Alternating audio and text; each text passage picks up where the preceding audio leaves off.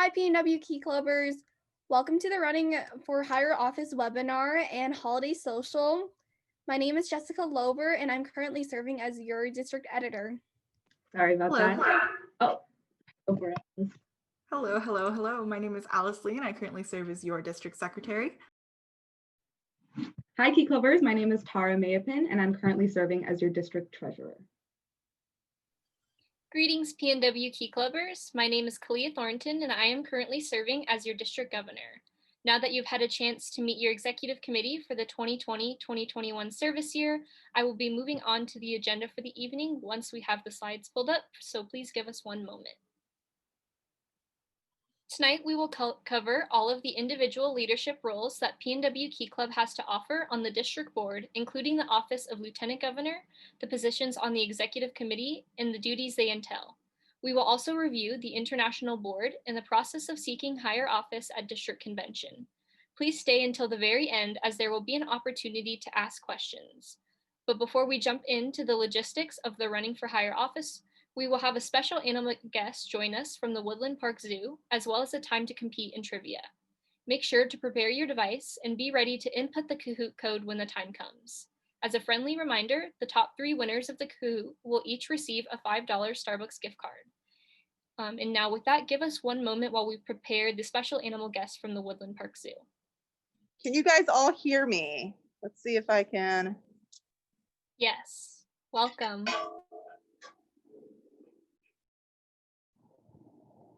Was that a yes? All right, I got some yeses in the chat. All right, do we have everyone here?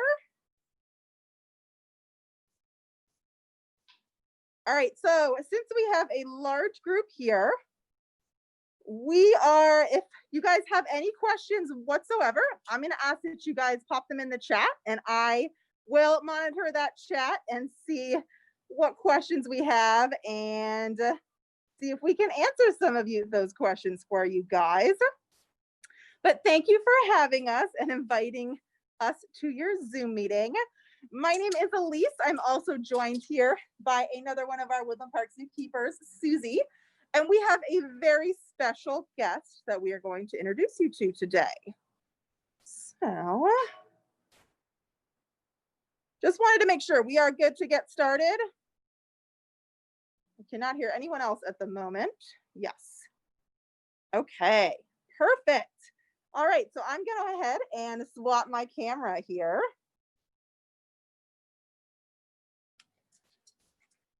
All right, this is our special guest. Yes,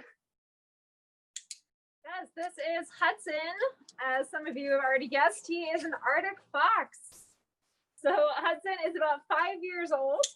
He was born at another zoo and came to live here when he was just about a year old. And he's one of our ambassador animals. And virtual calls like this are some of Hudson's favorite programs to do. He is the king of social distancing when it comes to socializing here with our ambassador animals. Hudson prefers that he just has a few people in his close inner circle, about 3 to 5 people. And he prefers to keep his distance from everyone else.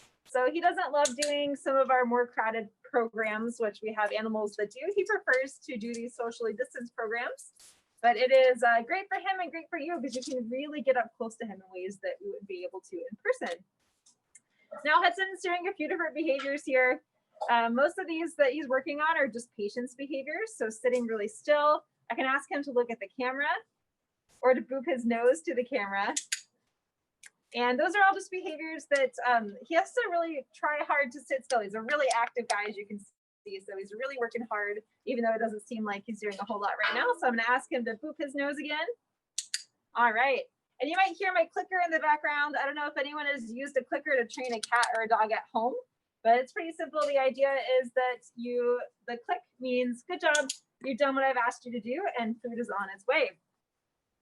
Hudson also knows a variety of behaviors. He knows some different things that help him exercise his physical therapy strengths, like he can weave, he can jump, he can do all sorts of agility stuff to keep him nice and strong.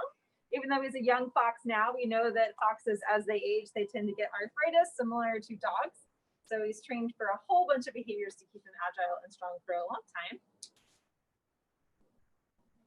There we go, Hudson. Try a few more here. Now, Arctic foxes are found in the Arctic Circle. And a question we get about Hudson a lot of the time is, how does he do in Seattle? It's obviously not as cold here and warmer than it is in the Arctic. And the thing is foxes are adaptable. So we see Hudson in the summertime. He sheds a lot of that thick fur coat of his. Right now, he's got about 2 to 3 inches of fluff. It's kind of similar to when a mountain goat sheds. He's got some really thick layers and insulation there. And in the spring, he sheds it all off and he looks like a completely different animal. He is gray underneath all that fur. He's a lot smaller too. He's about half the size in weight that he is in the winter. So he looks almost more like a cat at that point before he gets all of his winter fur coat. Now you might hear an animal running around in the background. We do have one of our armadillos who's awake right now and running around. Hudson loves to interact with his animal neighbors. He can see a lot of them through a protective barrier, and he loves to do things like play chase with the raccoon or get up onto his hind legs and just watch the armadillo. He's an animal that really enjoys different types of play behaviors, and we're able to interact with him in that way. If you have any questions, feel free to ask them, and we'll kind of go through them as we can throughout the program. It looks like Hudson's been nominated for a role of president. He accepts, right, We Hudson? love that floof, lots of floof and love for his fluffy self. I also love that floof. Another question we That is sometimes get about Hudson is, do Arctic fox make good pets? And the answer is, I'm sure you can guess, they do not, even though he's so fluffy, and I would love nothing more than to cuddle Hudson all day long. Hudson really prefers his own space. He doesn't like to be touched by us, but he's totally fine working around us. But even more than that, foxes, especially male foxes, they scent mark. So his way of letting any other foxes in the area know that this is his space is he pees on everything, every single thing. And as soon as we clean it, he marks it again. And for a lot of animals, for foxes and dogs, that's essentially like having a text conversation. He's leaving a text message via pee for any other foxes in the area to let him know what he's up to. We got some great questions coming in. We do have a question about what is his diet and what is his favorite food. Those are great questions. So right now I'm feeding him a mix of vegetables. Oops, that was a sweet potato he just went for. Vegetables and meat. So he's got things like ground turkey, ground beef. He's got fish here. He's got chicken. He also really likes his veggies. The only vegetable I've seen him reject are lima beans, and I really can't blame him. I don't like those either. I think his favorite's probably the turkey. He also gets some special treats sometimes, like we make popsicles made out of blood and meat juices. Yum, yum, yum. He'll get different types of bugs. And he does live outside as well as have an inside area. But when he's outside, he definitely can catch anything that might come near. So one day we came in and found him with a big old rat that he had caught. And it was so much rat that he ate half of it and then not so slyly buried the other half. Is he solitary? Mostly solitary. Foxes tend to come together for mating, and they might pair together for a mating season, but they don't typically live together in family groups. So he would mostly be off on his own and kind of come in and out of those family groups. So Arctic foxes aren't maybe as social as some other types of canids. One of my favorite questions is, what noises does he make? What does the fox say? Hudson makes a few different noises. Most of them are seasonal. The one that we hear from him the most is in the springtime, and I assume that is when he would be calling for a mate. And the noise that he makes is it's a funny noise. It sounds like a ba ba ba ba boo. So it's that type of noise. I have heard him do one solitary bark every once in a while to get my attention, but other than that, he is pretty quiet. And like I said, Hudson is an active guy, so he is allowed to come and go as he pleases during this call. For all of our animals, their participation is voluntary. So nothing bad happens if he were to peace out in the middle of this program. He would just miss out on earning his favorite treats, but knowing that he would get them later on. We do have a couple more questions. How old is Hudson? And is he the only fox we have? Hudson's about 5 years old, and yes, he is the only fox that we have here in this program. What's the average lifespan for these guys? They can live to be about 10 to 15, typically for a fox. How big will Hudson get? Hudson will live forever. Yes, he will live forever. Agreed.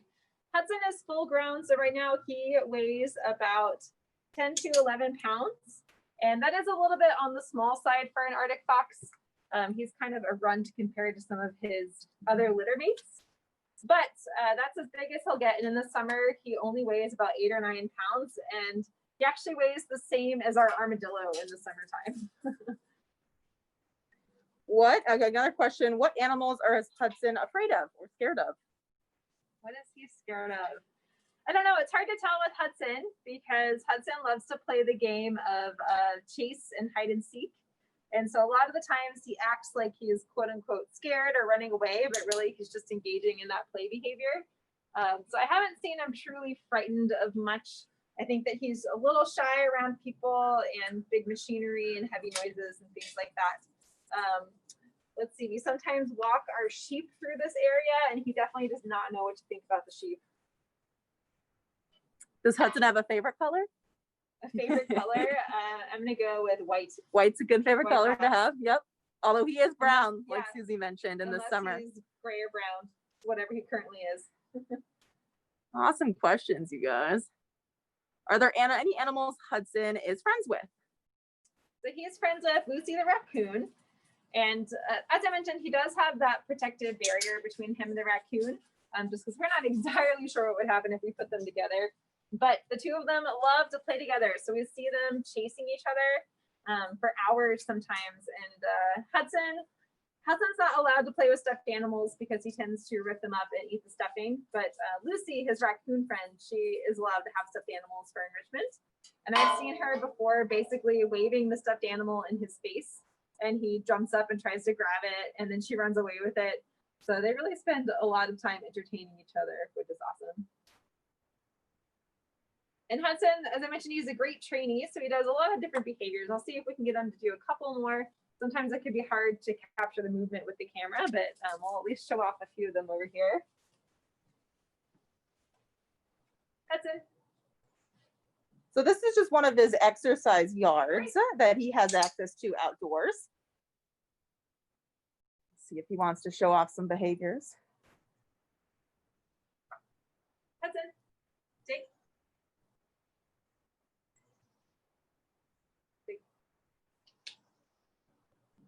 Maybe not. A little unfocused today. Let's see, we'll try one more time. Hudson. So during the winter, he's going to eat a lot of food and he's going to be at that much heavier weight, which makes him a little less motivated sometimes. Just like we can, oh, there we go. So he does know a voluntary dig behavior. And that is something that these guys would actually do in the wild. So they will dig up their food. They'll dig dens in the snow to hide in. So it's something we've captured that's a natural behavior that allows him to show off some of those natural behaviors. That's a 2 feet.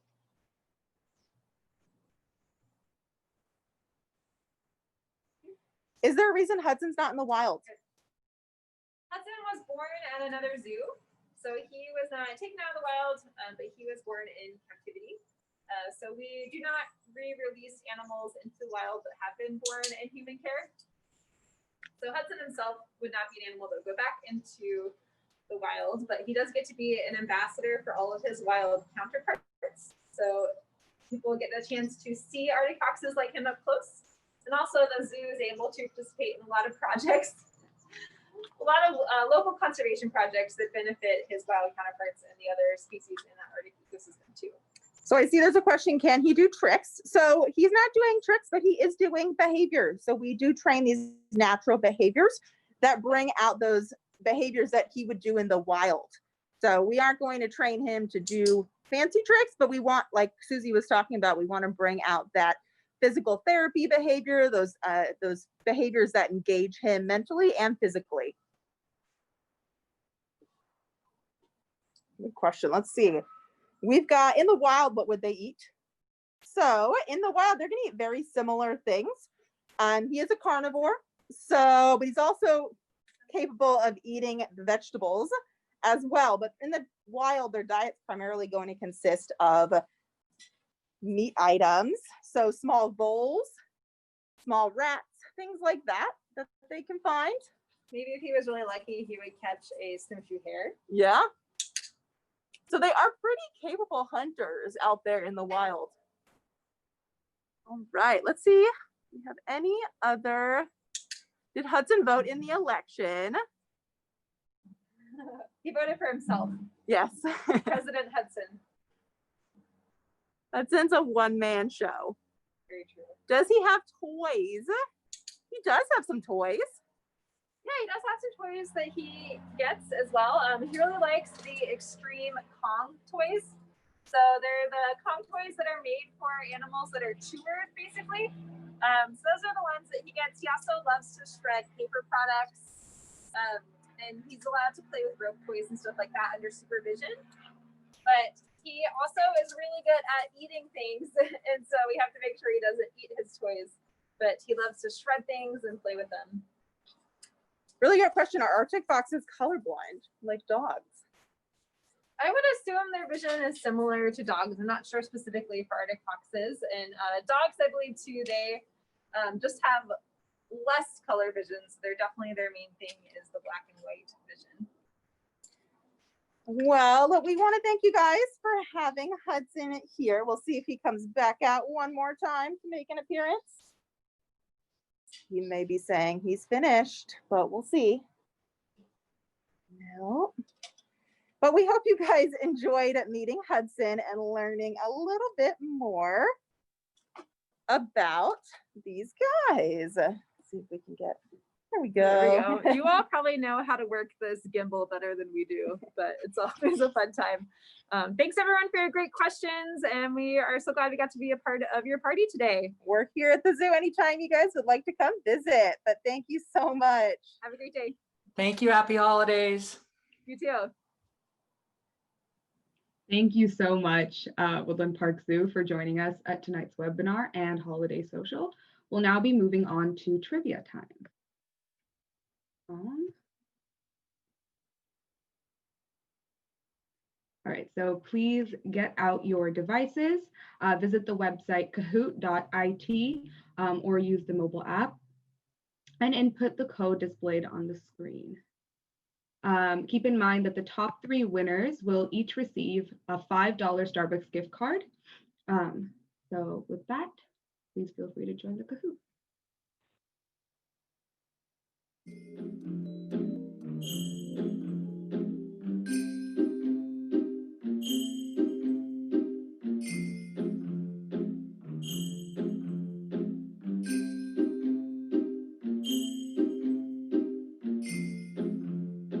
And as a reminder, please keep the names appropriate.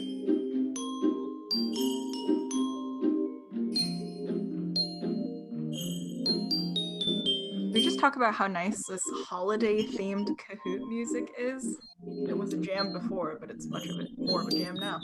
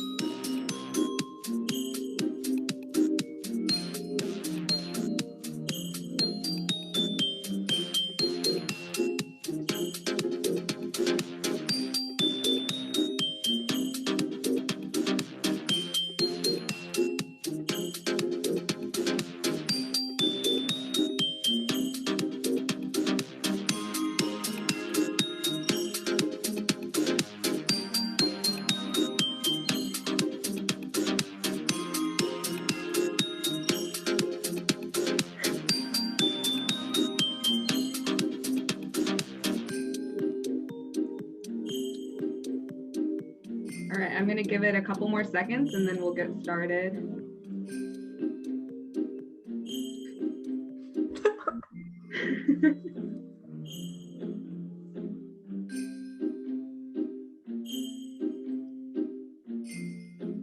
Kahoot music has like insane production value. It's so good. If one of your guys' questions for later is how cooperative do execs need to be, that was an example. We're very cooperative.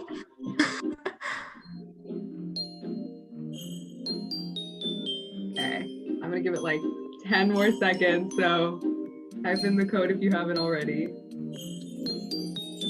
You see, the trick here is that we all share one brain cell. We like pass it back and forth. Kalia has it like a most game of of the time. volleyball.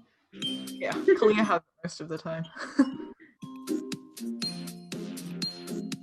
All right. I think I'm gonna start it now. I'm sorry. Oh. Would one of the execs be able to take this code and put it into the chat for anyone who didn't get to type it in? All right.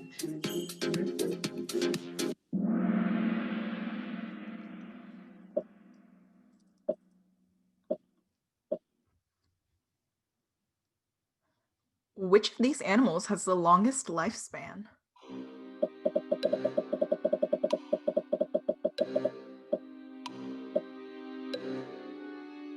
Actually, interesting fact about dolphins. Apparently dolphins have the intelligence of like a 7-year-old.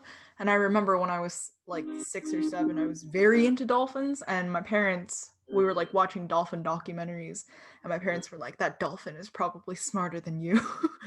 Knows more multiplication than you.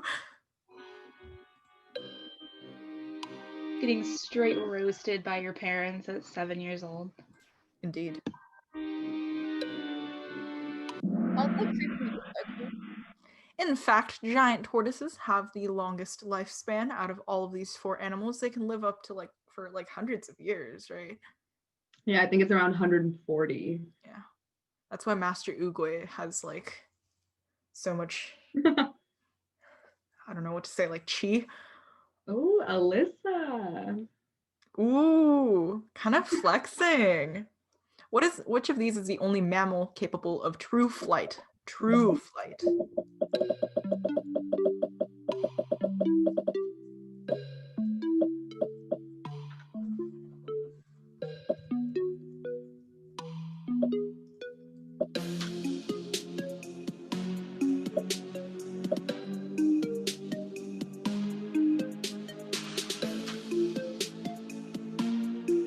This is really intense music. I know. It's like what is an ocelot? Are they like those little like weasel looking things? Are they Or like it's a wild cats? cat. They don't look like weasels at all. Clearly, I don't know what I'm talking about. Yeah, bats are capable of true flight. They have very I believe aren't most of their wings made out of cartilage, like it's like not actual bone. Oh, thank you, Thomas. Next question. Oh, we've had a little bit of a leaderboard shift. We have Justin Yee in the lead with Caitlin Yee following behind and Allison in third. What is the fastest flying bird in the world? Oh, I don't know this one actually. Yeah, I learned a lot while making this Kahoot. I feel like I have a lot of animal knowledge now. Just for context, when we do trivia things, I'm usually the one that makes the trivia because we do like trivia about like various miscellaneous facts about each other. But today Tara did the trivia because she had more. I was afraid that while I was looking for animal trivia, they would have some kind of trivia about frogs, and then I'd have to deal with that, and then it would just be terrifying. So Tara did that today. The peregrine falcon is the fastest flying bird in the world. Ooh. I'm impressed how many people got that. I hope you guys aren't Googling the answers. I'm also seeing stuff about wild krats in the chat. That was a time. A newborn kangaroo is about the size of a red is tomato, blue is watermelon, green is orange, and yellow is lima bean. It's a little bit deceiving that green is orange, isn't it?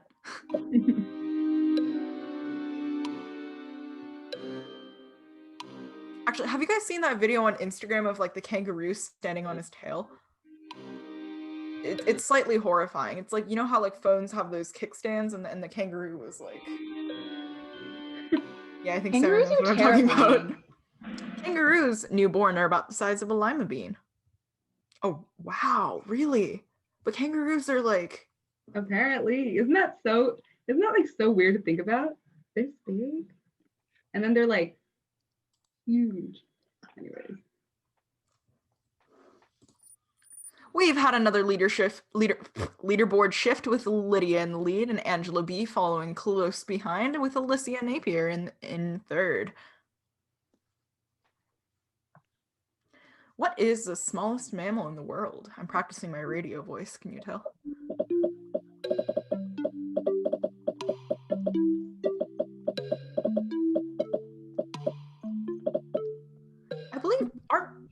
I believe pygmy marmosets is like that guy that was in Madagascar, right? Mort? Was Mort a pygmy marmoset? I'm gonna say Bumblebee Bat.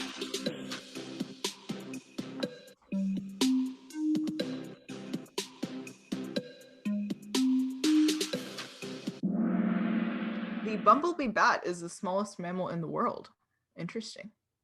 Ooh, that was pretty evenly split. I think it's interesting how 18 people chose Etruscan shrew.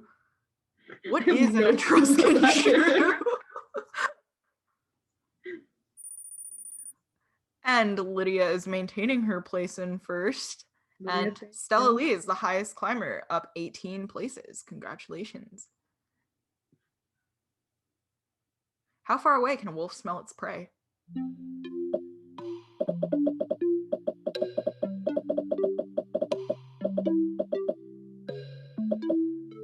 If you guys are one of those early answers and you feel like joining us in the chat to chat, you guys should guess what the 4 of our favorite animals are.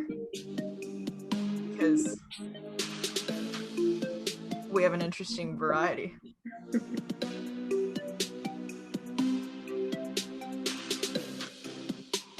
No, Kelsey. Don't listen to Kelsey.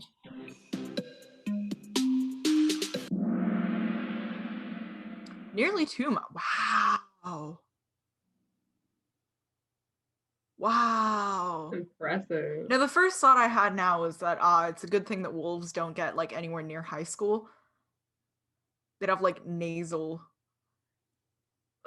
meltdowns. Continuing. Okay, to all the people here that don't know the context about me and frogs, Gloria in the lead, whoa, with an answer streak of 6. Wow. To all the people in the no. What is the world's most poisonous spider? Ooh. So to people that don't know the context about me and frogs, I am so afraid of frogs. I think the only time that I wasn't afraid of frogs in my lifetime was in like 2nd grade when we were learning about them and I was obsessed with them for some reason for a little bit. But I'm afraid of frogs. I'm so afraid of frogs. They scare me to no end. Even the word frogs is like it raises like the hairs on the back of my neck. You don't understand like how how much I'm mustering my courage in order to tell you guys about this. And I think Lonnie, please. So I'm afraid of frogs, but I mentioned that into like to the other LTGs once, and they thought it was hilarious, and Tara thought it was hilarious. We've had another leaderboard shift. Allison in the lead. Yeah, and like the frog iOS emoji is terrifying too. I don't understand how anyone can like not be afraid of frogs because they're just so like. I feel like iOS did frogs dirty with that one, really, because there's so many different. It's like it's not even the poisonous ones that I'm afraid of. I'm afraid of like toads, like normal frogs and toads, like bullfrogs. Oh my god, I just can't.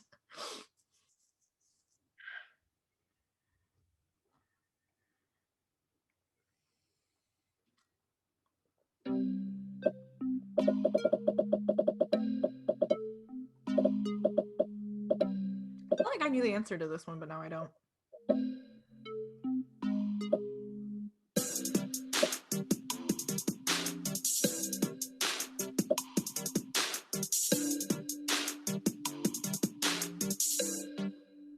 So yeah, my least favorite animal is frogs. I'm terrified of them. And it became like a thing for I used to not talk about it because people would make so much fun of me. But then I told it to like one of my super close friends once. And he like went around telling everyone and he thought it was hilarious. And he'd send me frog emojis every day and it was so mean. Kelsey used to be afraid of gnomes. Yeah, go on, capitalize off that. A hummingbird can flap its wings 80 times per second, by the way. And Cindy is in the lead with an answer streak of 3. Yeah, frog-induced cyberbullying. You're completely correct. I don't know this question. I don't know the answer to this. I'm so disappointed in myself.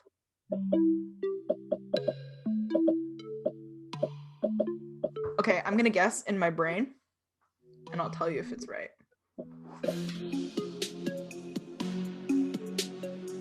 If any of you guys follow me on Instagram or you've seen any of my Instagram stories, then it's pretty evident what 2 animals are my favorite animals ever that I'm obsessed with. Okay, I was right. It is the liver. What do you mean I won't follow you back? Am I not following you?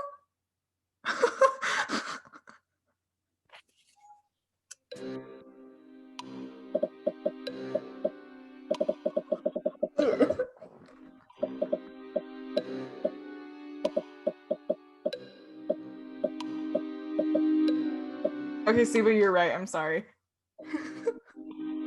I've requested.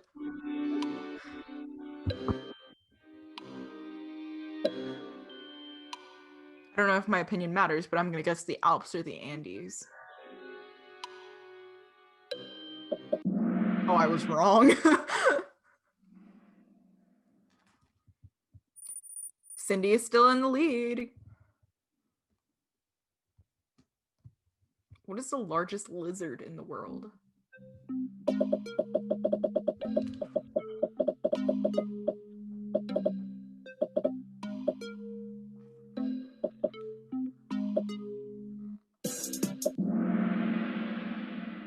I actually really love Komodo dragons. They have really funny looking faces that are like...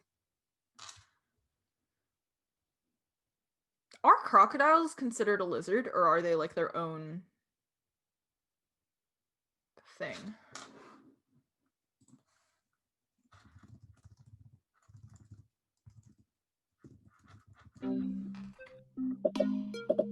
Crocodiles are reptiles, but they are not lizards. What is the largest land mammal that currently inhabits the planet?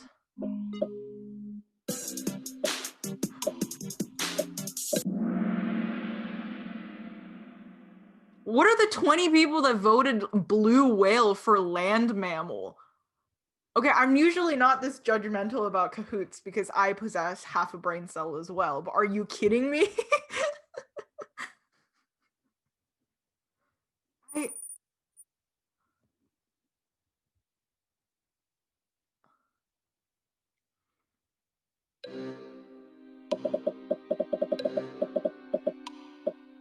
What kind of animal is a doe?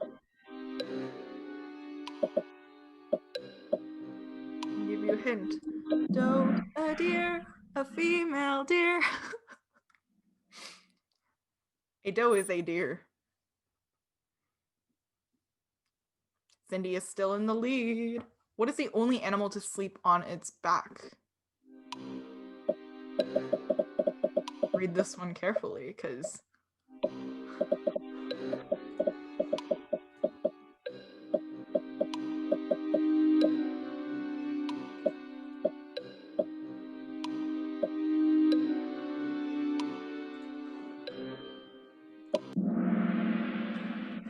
Tell me why I so confidently said bears. Lovely.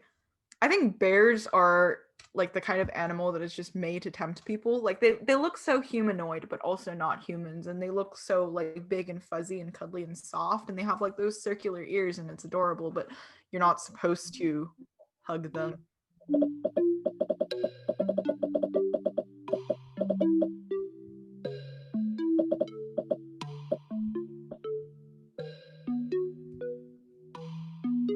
Why do humans sleep on their backs, though? Is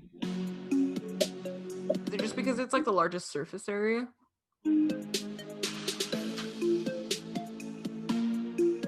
They've been stuck in 45th place for far too long.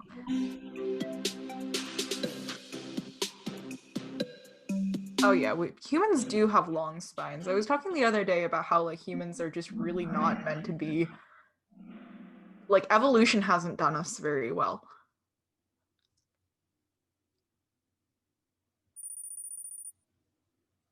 Actually, I think the like ergonomically the best way to sleep is actually like flat on your back with like a good pillow.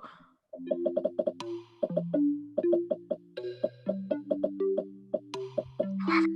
on my side. True or false? Giraffes are only found in the wild in Africa. You see, you must navigate the portion between whether this is a trick question or not a trick question.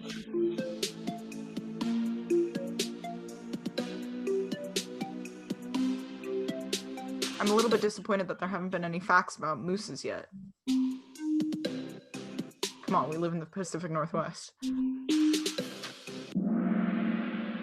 Oh, it wasn't. It was not a trick question. I actually don't think there's any moose questions.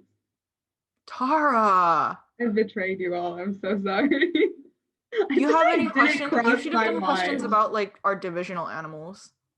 True. This is 66. Let's see. This is your guys' animal knowledge, but this is the executive's divisional knowledge between whether we remember all the division's animals or not. Let's see how many we know. Kalia's shaking her head.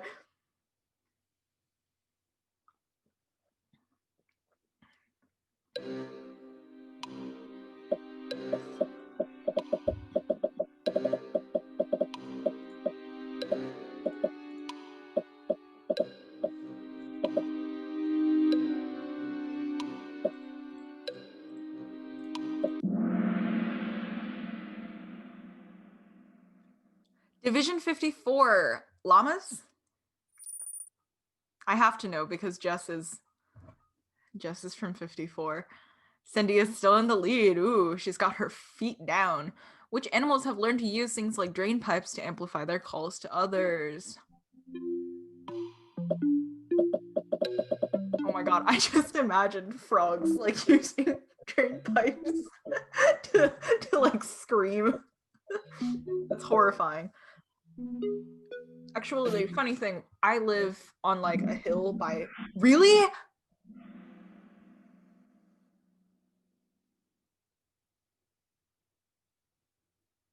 I don't want to live on this planet anymore.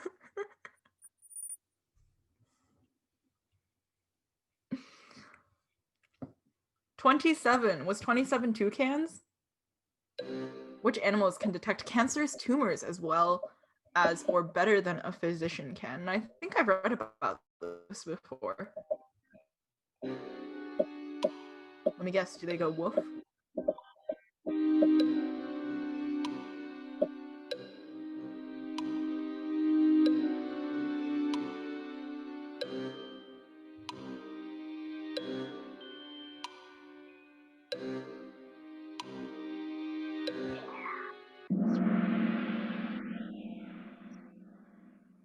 Division 18, corgis. A mouse in a lab coat with a stethoscope would be like Ratatouille, but with an MD. Which animals have eyes that change color depending on the season?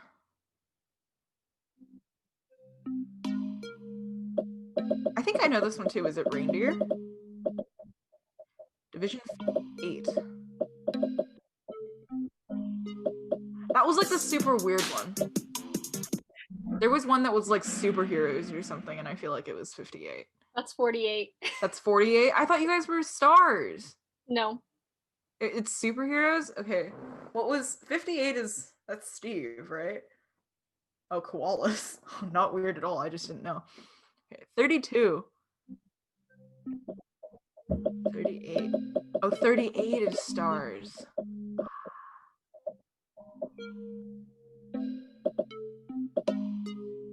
32.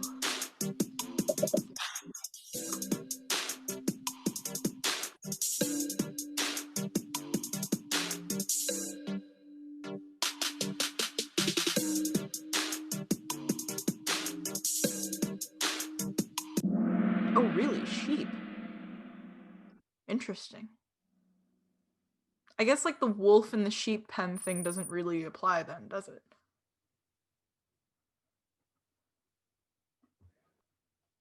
Which animals bury their food according to the position of the stars?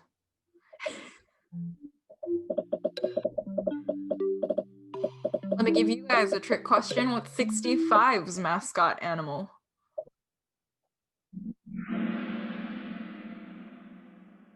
Raccoons are the animals that wash their food.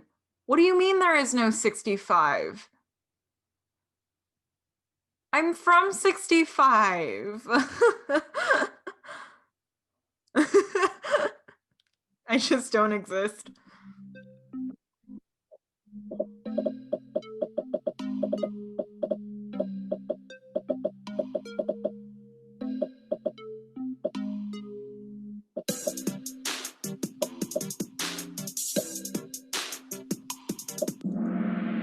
Oh, crows like to amuse themselves in creative ways by sliding down snow-covered roofs as well. They're also known for like picking up shiny things for people that they like, right?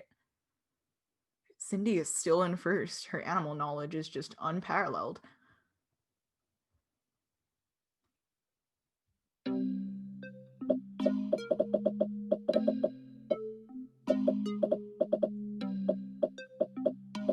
Oh no, I'm so sorry, Alyssa.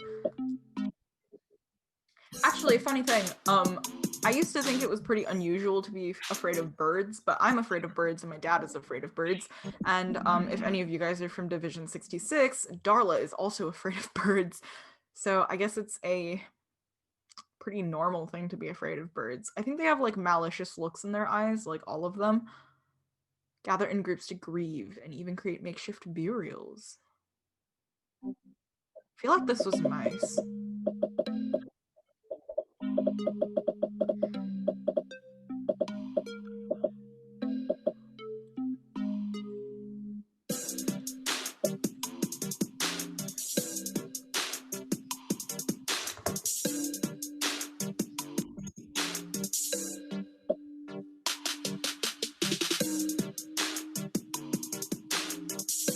Oh, it's elephants. Oh, Paige is saying that her mouse died the other day and the other ones ignored it. Rest in peace. Which animals sing to their newborns?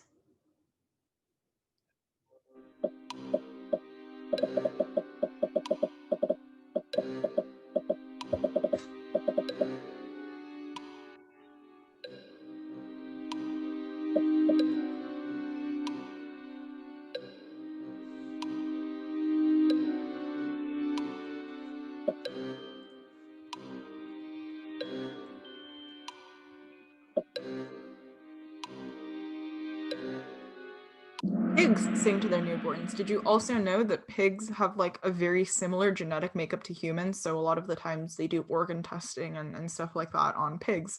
I think lab-grown organs they've started transplanting into pigs to see if it works. What animals stick with the same partner for life?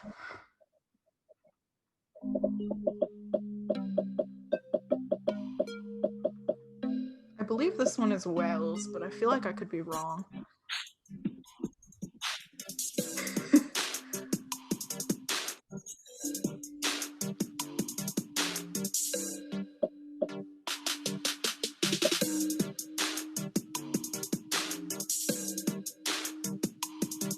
Oh, it's geese? I'm sorry. Actually, now's a good time to announce that whales are my favorite animal. I was always, I was like super obsessed with a division that had whales as their mascot at DCON, and I was like chasing them around to try and get all of their pins. Which animals can remember companions they haven't seen in decades just by hearing them?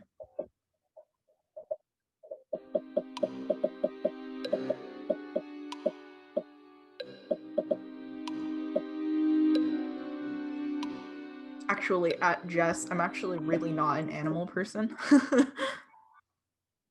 I love going to the zoo and I love going to aquariums, but I think it's like the glass wall that gives me a sense of well-being. I've never had any pets either because my parents are very like anti-pet. Cindy's still in the lead. believe this is our last question, so make it good. The plural form of octopus is octopi.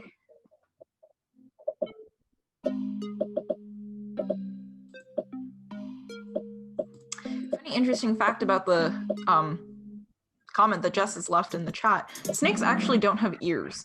So I don't know how the science of parcel tongue would really work. What is the plural form of octopus? It's octopuses. Isn't that weird? That sounds grammatically wrong. Yeah, it does, but it's not. Isn't it? I don't like it, but it's the truth. I'm gonna fact check you on that later. I fact checked myself because I couldn't believe it. Congratulations to Cindy, Tiffany Z, and Elena for placing first, second, and third on our scoreboard, as well as to Ben Brosnahan and Allison for coming in fourth and fifth, respectively.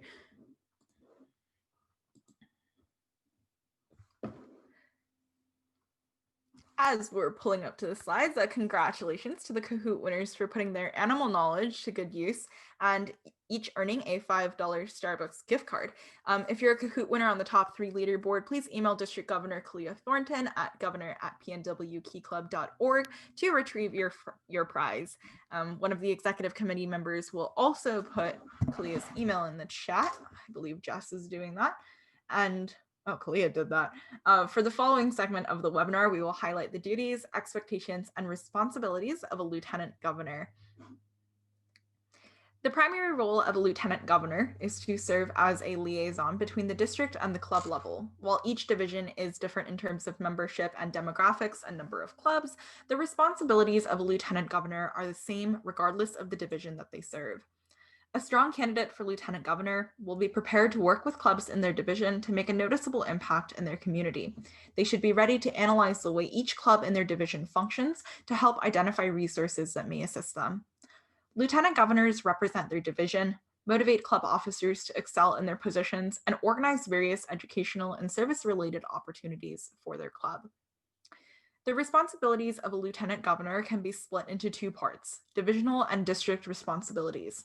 We'll start with divisional responsibilities.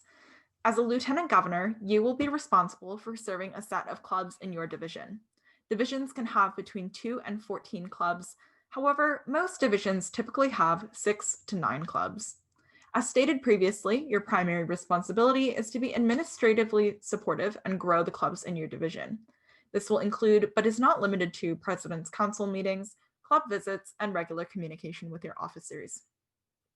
Speaking of President's Council meetings, also known as PCMs, President's Council meetings are a monthly meeting that is held between the Lieutenant Governor and club presidents. And during this meeting, the Lieutenant Governor provides updates from the international, district, and division level, and may also facilitate discussion between the officers. PCMs can be held in person or online.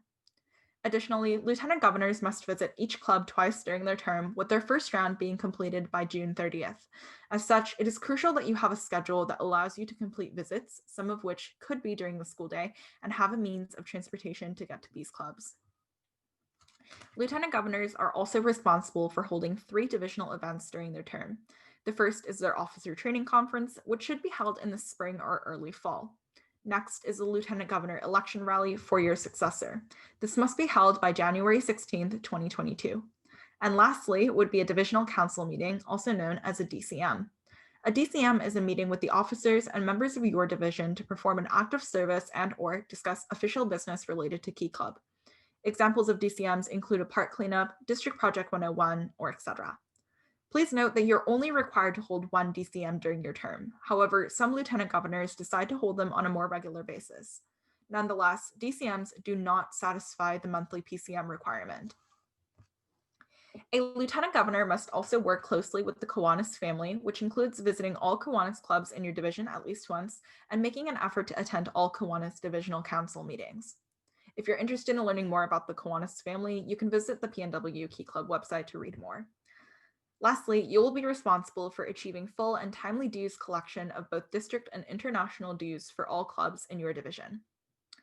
As for your district responsibilities, you will be responsible for submitting a monthly divisional newsletter and report on your division by the 10th of each month. Additionally, lieutenant governors must attend all scheduled board meetings, including your winter board trainer, in addition to spring, summer, fall, and the following winter board, as well as district convention at the beginning and the end of your term. Failure to attend any of these required functions will result in immediate dismissal from office.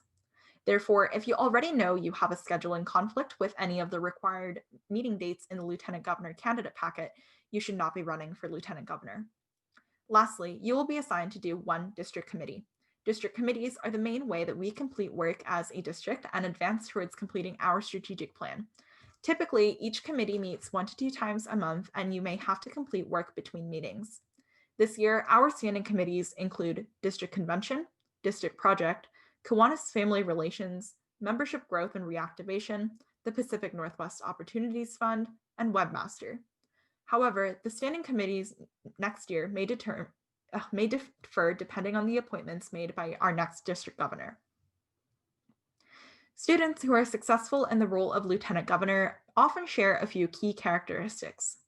First, they typically are able to analyze issues within clubs. It is imperative that lieutenant governors understand and take action on issues affecting their clubs before viewing the division as a single entity. Without having a strong set of clubs, it's not possible to have effective DCMs, fundraisers, or communications. Additionally, the work that they do during their terms may not impact their division until the following year. Second, they have strong communication skills. More often than not, the reason clubs do not communicate with their lieutenant governor is because they do not understand what assistance they can provide them. Additionally, it is important, to work with advisors when planning projects or events. It is much easier to accomplish your goals as a lieutenant governor when you have the support of all of your advisors in your division. Third, time management skills are necessary for this position because lieutenant governors must complete all parts of their service agreement during their term. The service agreement is a minimal set of responsibilities that are necessary to have an effective term. They are not guidelines or optional responsibilities because lieutenant governors cannot be successful in this position if they do not fulfill them. On that note, they should also avoid last-minute planning. In order for club visits, training opportunities, and events to be successful, the lieutenant governor must always be thoughtful and intentional. Lastly, as the leader of Key Club in their specific division, thinking creatively, especially when it comes to community service, will serve lieutenant governors well. By making connections with community leaders and organizations, lieutenant governors can introduce their division to new and unique service projects. This concludes our segment on the responsibilities of a lieutenant governor. We will now be moving on to how to run for lieutenant governor. Let me get some water.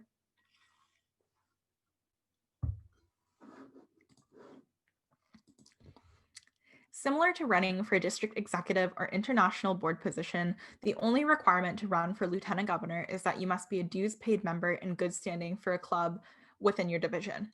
All information regarding how to run for lieutenant governor can be found in the lieutenant governor candidate packet, which will be emailed to all attendees.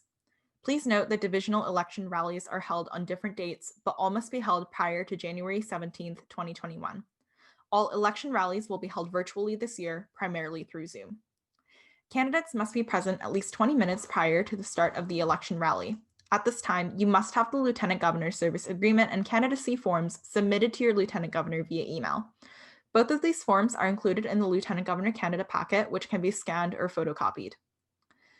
To summarize the election process, the election will begin with the current lieutenant governor introducing each candidate and stating their home club. The current lieutenant governor will use a random number generator to determine the order in which the delegates will hear their speeches and ask questions. All candidates, except for the individual going first, will be instructed to leave the Zoom meeting. Each candidate will deliver their speech, not to exceed 3 minutes. The election rally attendees will then have a chance to ask questions of the candidate, not to exceed 3 minutes. If there are no questions from the audience, the lieutenant governor will ask you questions from the sample candidate background questions and knowledge questions, which can be found in the candidate packet. After the questioning period, you will leave the Zoom meeting. Please keep in mind this is a summary of election procedures and additional information can be found in the lieutenant governor candidate packet. As a candidate, you must adhere to the $0 campaign policy and may not visit any clubs with the intention of campaigning. Additionally, you may email an approved letter of intent to each club president in your division stating your decision to run for office. This letter must be approved by your lieutenant governor before you send it. You may also be endorsed by your club, meaning that your club agrees you are qualified to serve in the position and supports your candidacy. Please keep in mind that a letter of intent and endorsement is not required. This covered the procedures for running for Lieutenant Governor. We will now move on to the role of the District Executive Committee provided by District Governor Kalia Thornton. For the following segment, we will highlight the duties, expectations, roles, and responsibilities as leaders of the District Executive Committee, along with information about how we work in relation to one another. Duties that are shared between the board include attending all board meetings and executive committee meetings. Along with this, in order to run for any position, you must be a dues-paid member of Key Club, strive at all times to strengthen and build membership in the district, and maintain the quality of schoolwork and keep up to date with any other personal obligations. As I said at the beginning of the presentation, my name is Kalia Thornton, and I am currently serving as your 2020-2021 District Governor. Without further ado, I'll introduce to you the role of Governor. For a brief overview, the District Governor ensures that District Board members are providing adequate support to clubs, oversees the development of training materials for the District Board and club officers, and develops or carries out a strategic plan for the vision of PNW Key Club. The District Governor shall serve as the Chief Executive Officer of the district and will preside over all board meetings and Key Club District Convention. Responsibilities include hosting workshops at Kiwanis DCON. For example, this year we hosted 2 workshops, Key Club and Thirst Project, representing the Pacific Northwest District at ICON or International Convention, and planning Key Club days. In addition, you must host bi-weekly phone calls with the Executive Committee and weekly phone calls with the District Administrator. You will also be responsible for leading the President and Vice President training sessions at District Convention, in addition to developing training materials for officers and supporting presidents and vice presidents. Additionally, as Governor, you will be working closely with District Administrator Brian Egger, as well as Assistant District Administrator Karina Sakon. In addition to these individuals, you will be required to maintain good relations with your Kiwanis family counterparts. This includes the Kiwanis District Governor and Circle K District Governor. At the beginning of your term, it will be your duty to select and appoint standing committees for your term. It is important to note that some committees can change from year to year depending on the needs of the district. However, all committee chairs are selected at the discretion of the governor in consultation with the district administrator. It will also be your job to select and promote a district project. This year, I selected the Thirst Project, as well as implementing the platform you set for the year and furthering the district's 5-year strategic plan or this year 2-year strategic plan. As the Chief Executive Officer of the Pacific Northwest, you will be responsible for collecting and creating a monthly Lieutenant Governor report, in addition to sending your own Governor report to Key Club International.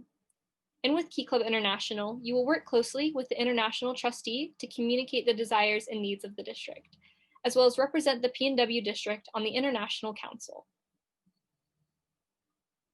In a typical year, being governor requires you to travel extensively throughout the district.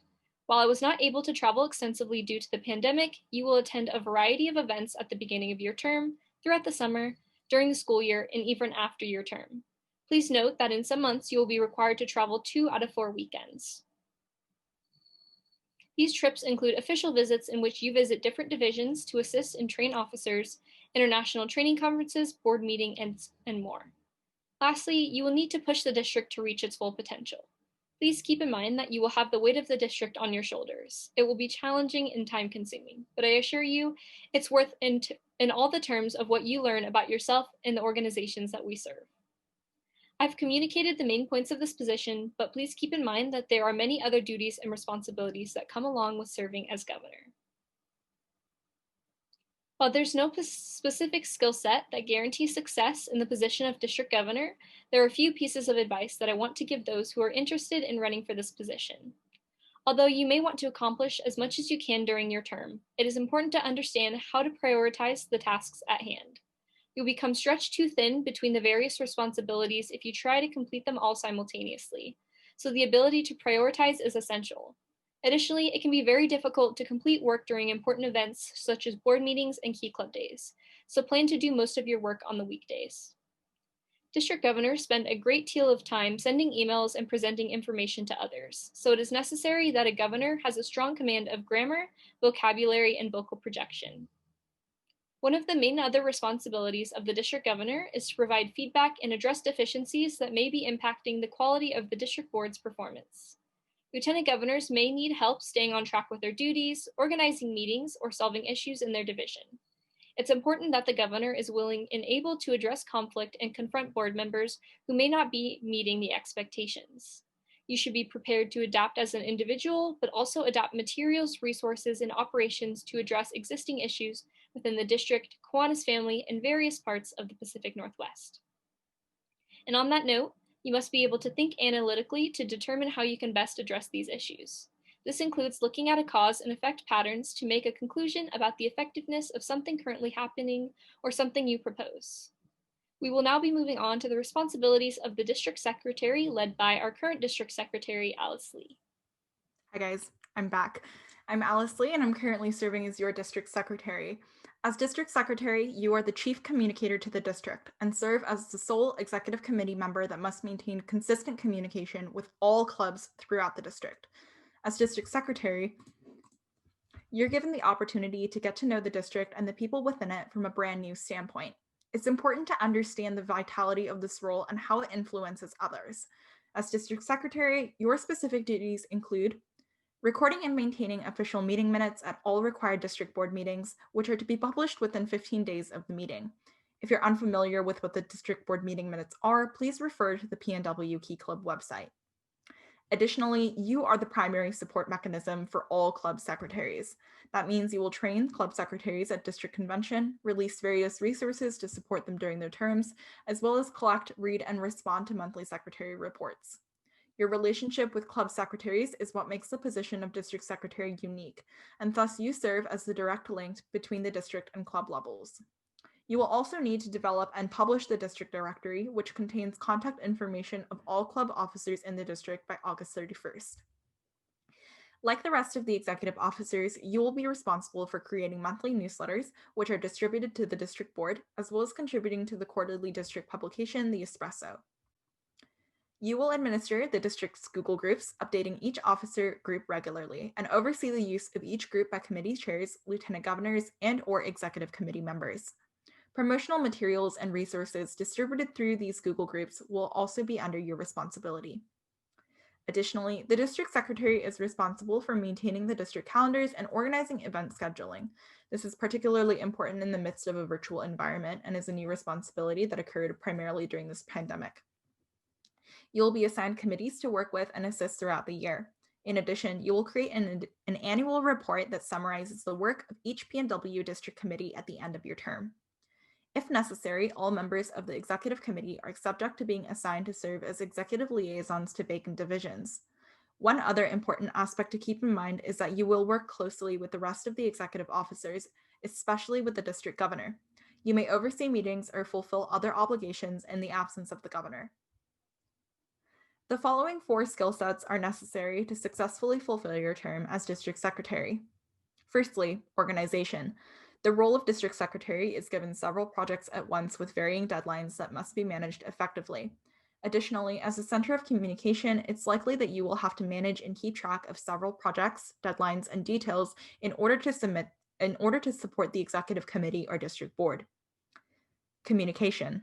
The role of district secretary is first and foremost a communicative role. Every aspect of this position is based on the ability to effectively communicate. If you're not willing to communicate with new people, large groups, or be confrontative to conflict, this position may not be for you. Diligence. Throughout your term, you'll find that the district secretary will be expected to effectively and independently be able to carry out their own tasks while supporting others. In order to do this successfully, you must be able to diligently complete your work without consistent reminders and need for validation from others. Lastly, flexibility. You'll also find that the district secretary must be willing to accept extra tasks and projects and assist those that need support. Being flexible with this, as well as being assertive enough to gauge your capabilities, is a challenge that you will have to deal with throughout your term. We will now be moving on to the responsibilities of the district treasurer, led by Tara Mayapin. Thanks, Alice. As mentioned before, my name is Tara Mayapin, and I'm serving as your current district treasurer, as well as your Pacific Northwest Opportunities Fund committee chair. As district treasurer, you're responsible for managing and distributing financial information regarding the Pacific Northwest District. ranging from the member level all the way to district funding. Your duties will also include providing members with assistance when it comes to club and divisional funding. As treasurer, your role includes promoting membership growth and club chartering through dues payment. As treasurer, you are the primary reporter of the district's financial and dues information. Your goal is to obtain a 95% dues collection rate from the clubs in the PNW district. In order to do so, you'll be responsible for providing regular updates on the district's dues status to the district board. You will also maintain contact with clubs that do not pay their dues by the annual dues deadlines to ensure that any issues they may have are resolved. Additionally, you will work closely with district committees, primarily the Membership Growth and Reactivation Committee, or MGRC, to encourage membership growth and retention through resources designed to assist with increasing membership and timely submission of dues. You are also responsible for monitoring district finances by collecting and processing Lieutenant Governor expense vouchers for reimbursements, and also working closely with the District Finance Administrator, Mike Wallace, to do so. You must also provide regular updates to the district board on their expenditure and financial status.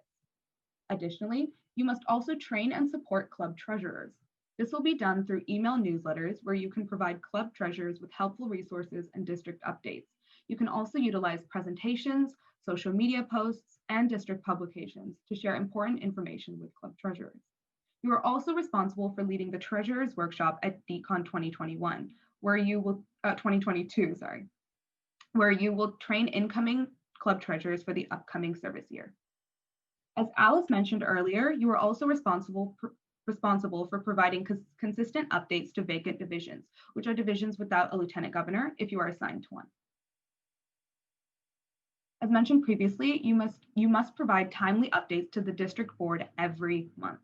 This will be done in the form of monthly executive newsletters, where you will provide the district board with financial and dues information, as well as updates on the Pacific Northwest Opportunities Fund. You will also curate a monthly membership and financial report, which will contain that month's up-to-date dues collection and reimbursement information. As treasurer, you will submit at least 2 articles for each edition of the district publication, The Espresso. One article will be an executive update, and the other will be either a separate treasurer update or an article for the Pacific Northwest Opportunities Fund Committee. One of your most important duties as district treasurer is serving as the chair of the Pacific Northwest Opportunities Fund, or PNWOF committee, our district grant. As a committee chair, you're responsible for ensuring that the PNWOF application is ready to be released on September 1st and promote the PNWOF through social media and other resources throughout the application period. You also must begin the application evaluation process promptly after the application closes on October 31st and work with your committee to determine the projects you choose to fund to ensure that recipients of the grant are notified by the end of November.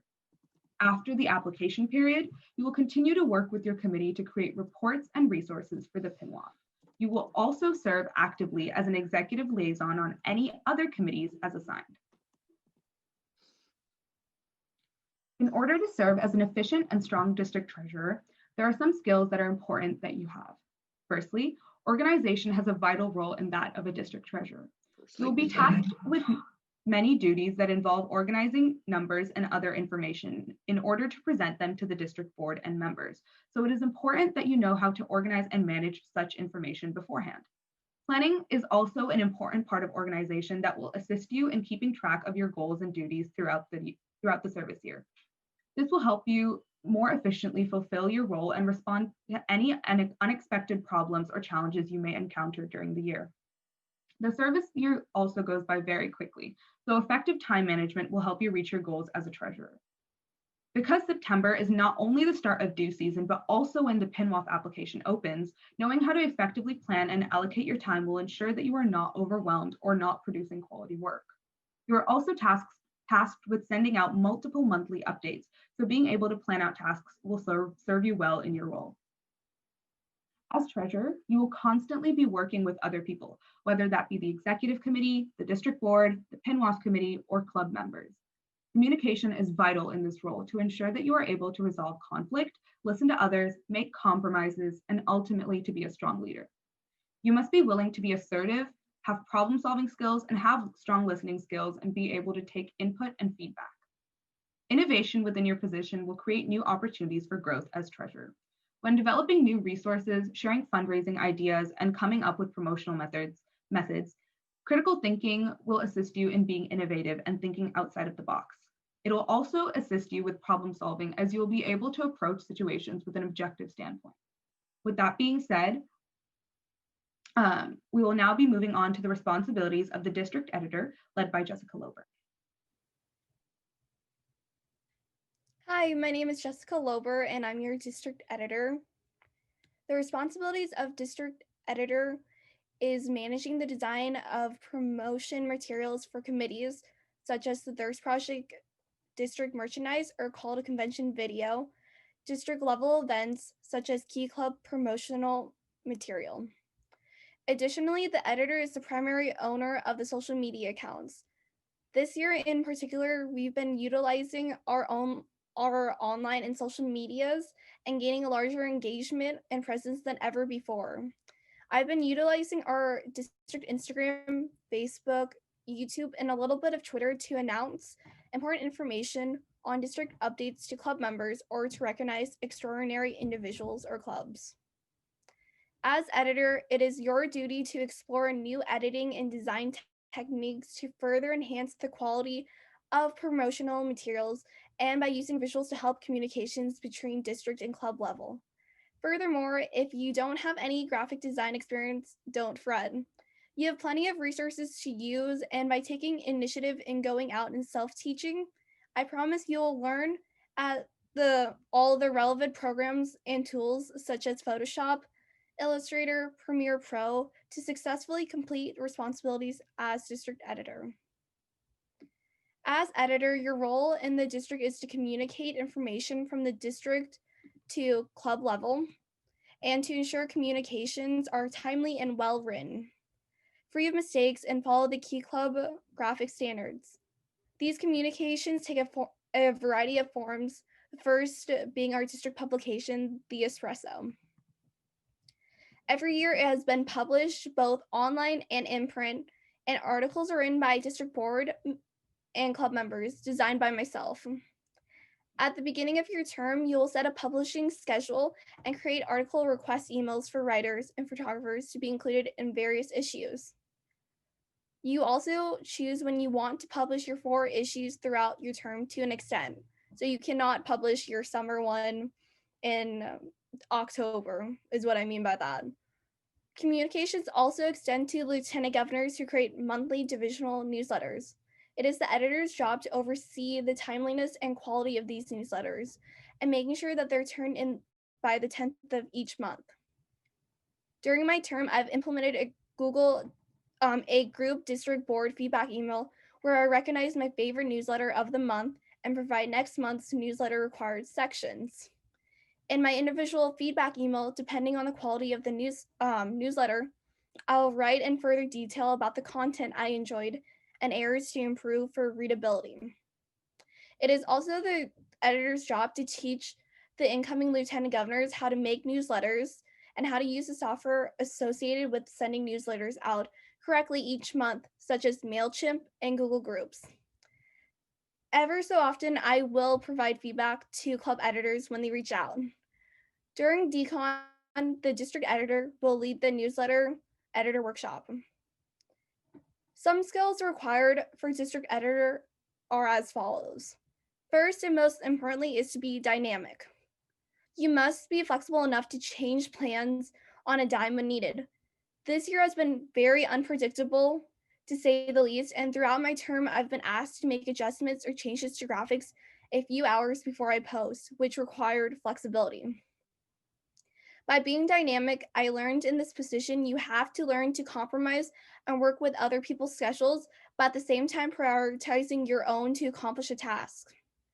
Secondly, the willingness to learn. As I mentioned earlier, it's okay if you don't have a lot of experience with graphic design, but be prepared to put in the extra time and effort to research and discover new mediums of design in your style. I originally did not know anything about videography, and I had to teach myself in about like a week to do it for the call to convention, so that's just one example. But a general skill that is important in a workplace environment is communication. Giving feedback to lieutenant governors, communicating to club editors, and working on the executive committee all require effective communication. Effective communication sometimes can be challenging, but necessary when you need to provide constructive criticism to your peers when something isn't right and can be improved. Another important skill is timeliness. To truly produce high quality work such as the Espresso publications, you need to be able to manage and prioritize commitments to utilize your time the most effectively. Each Espresso will take time in sending out request emails, compiling articles, testing out layouts, designing the cover, etc. It would take me about 2 months to compile everything and to have it completed. It sounds overwhelming, but in order to achieve everything in an orderly fashion, you need to set deadlines and follow them. Lastly, organization is also very helpful. Towards the beginning of the term, I was getting very overwhelmed with the amount of emails I was receiving, whether it was lieutenant governor related, colleges, work, and I discovered how to preset my emails to send them out. It made my work 10 times more effective and productive, and I followed the 9 to 9 rule. This has improved like the quality and the amount of work I'm able to perform in this role, since I don't have to sift through my emails and I don't have to worry if I sent out a response to Kiwani or not. Having an organization system of when you're going to approach a task and how you will solve the task is key to organizational success. Thanks, Jessica. So you might be wondering, what are the requirements for running for district executive office? Other than being a dues-paid member of Pacific Northwest Key Club, there are no other requirements to be eligible to run for higher office. You are not required to have held office before, including positions at the club and district level. For those seeking district executive officer positions, I would like to point you to the candidate checklist. This checklist is located on page 6 of the DCON election packet, which can be found on the PNW Key Club Shop DCON registration page, which is on this slide, and it includes all required forms and dates to be eligible to run. The required paperwork includes the pre-convention orientation meeting registration form, campaign flyer, candidate information sheet, medical form, code of conduct, and service agreement form for the offices of governor, secretary, treasurer, or editor. All of these forms will be completed through Google Forms this year, so please remember to fill them out using their respective links, which are included in the election packet. In addition, you will need to submit your campaign flyer in PDF format, also via a Google form, by February 1st. Remember that to be eligible to run, you must fill out all required forms by the deadlines listed in the election packet. In addition to the required paperwork, candidates are required to attend 2 meetings. The first meeting is the pre-convention orientation meeting, which will be held on Zoom on Saturday, February 6th, 2021. The second meeting is the candidates meeting, which will be held at DCON 2021 on Friday, March 26th. More information on times, dates, and other requirements can be found on the DCON 2021 election packet. In order to be eligible to run for district executive office, you are also required to produce a candidate campaign flyer, again, as I mentioned before, in PDF format. This slide includes a few examples of previous campaign flyers from this year's executive committee to show you how your campaign flyer could be formatted. For your campaign flyer, you may want to include a short biography introducing yourself, goals for your term as a district officer, experiences or skills that make you suited for the role. You may also consider including any previous experience within Key Club or the Kiwanis family that you may have, and anything else you would like voting delegates and members to know about you. I also suggest using platforms like Canva or Photoshop to create a professional looking flyer. More information about the candidate flyer requirements can be found in the election packet. Following the opening opening session at DCON, you'll be able to present your ideas and qualifications to all DCON attendees in a speech that does not exceed 3 minutes in what is known as the Mega Caucus. Following your speech, you will be given 1 minute to answer a standard moderator question that will be determined by the position you are running for. You will then have 2 minutes for a question and answer period with the audience. This will conclude Friday's evening session. It should be noted that caucusing procedures will be different at this year's convention compared to past conventions due to the virtual setting. This year, caucusing will be in the format of a single mega caucus rather than multiple caucusing rooms, and candidates will be given 1 standard moderator question as well as 2 minutes for the questions from Key Club members. You'll give a formal campaign address at the House of Delegates session on Saturday afternoon of DCON 2021. This speech has a 2-minute time limit and will not be followed with a standard moderator question or audience questioning. After all candidates for a position have finished their campaign addresses, the House of Delegates will cast their votes. The House consists of 2 voting delegates from each club attending DCON. For a winner to be declared for each office, 1 candidate must receive a majority of votes cast for said office. If no candidate receives a majority of the votes, the top 2 candidates will present a 1-minute runoff speech and a second ballot will be cast. Because of this, candidates should prepare 2 speeches for the House of Delegates, a campaign address not to exceed 2 minutes, and a 1-minute runoff speech. More rules about speeches and questions will be covered at the pre-convention orientation meeting in February. I will now be moving on to campaign rules when running for office. Remember that there is a $0 campaign policy for all candidates. This means that no campaign materials can be distributed at district convention, including any posters, buttons, or any other promotional material other than the information in the candidate's booklet, which are your flyers and your information sheet. There's also no pre-convention campaigning permitted by use of the internet or any other electronic means. So you may not use social media campaigning or declare your candidacy online. Finally, all candidates are prohibited from utilizing any current district board member in their campaign. For example, your division's lieutenant governor cannot endorse you at a DCM or other divisional event, nor can they help you write your speech. District board members cannot show favoritism to any candidate. If any of these campaign rules or other board policies are broken by a candidate, they will be subject to disqualification by the PNW Key Club Executive Committee with the approval of the district administrator. Now that we've discussed running for district office, I would like to hand it off to Governor Kalia, who will present on the structure of the International Board.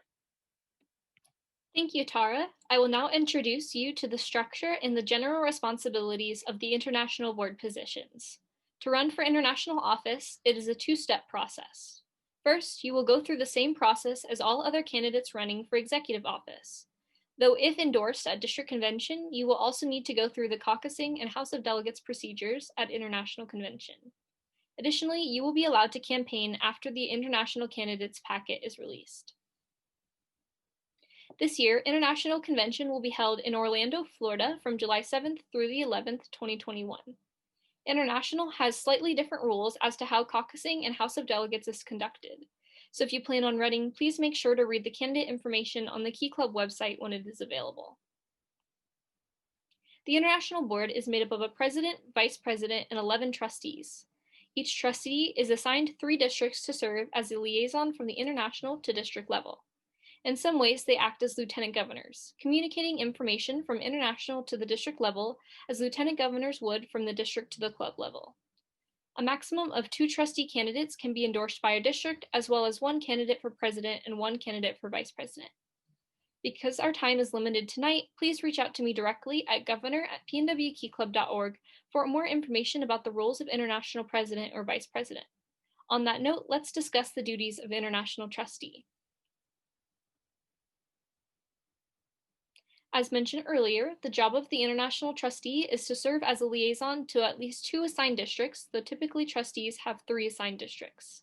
International trustees critically assess the strengths and weaknesses of their districts so that they can work with other international board members to solve issues within the organization. It is critical that they develop relationships with Kiwanis staff members and administrators to implement their work.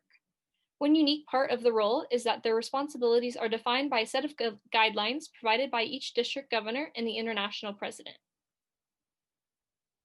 Trustees must also provide international updates. Our current international trustee, Glory Kalu, sends us emails to keep us informed of what is happening at the international level. However, other forms of communication can also be used. Typically, trustees have monthly calls with their assigned district governor to give them relevant updates. Trustees are expected to attend one board meeting and convention of each district assigned. Again, to use Glory as an example, she attended our summer district board meeting, fall district board meeting, and will attend our district convention in March. Trustees work alongside the international board. They serve on an international committee to carry out directives, define the administrative policies of Key Club, and interpret the scope and meaning of bylaws. A pertinent analogy to international trustee is lieutenant governors, as mentioned before. The committees are made up of trustees and are chaired by trustees or the international president or vice president, similar to how our district committees are made up of and some of are chaired by lieutenant governors. Many people run for the office of international trustee expecting to make an impact on their districts, but in reality, the international board has very little authority of their districts and mainly works to further the goals of the organization as a whole. Because of that, the first skill a trustee should have is patience. The role of a trustee is defined by directives and provided by each assigned district governor. Because of that, the scope of impact that you have in your district is determined by each governor and not by you individually. Since the main objective of being a trustee is to further the goals of the organization, it is also critical that trustees are able to think analytically. Lastly, communication is another integral part of being an international trustee.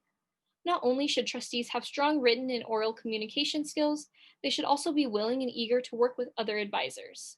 Without building relationships with their assigned district administrators, Kiwanis International staff, and board members and the Key Club International staff, they will seldom see their work implemented as they intended. We will now be moving on to how to run for international office as presented by District Editor Jessica Lober. Hi everyone again.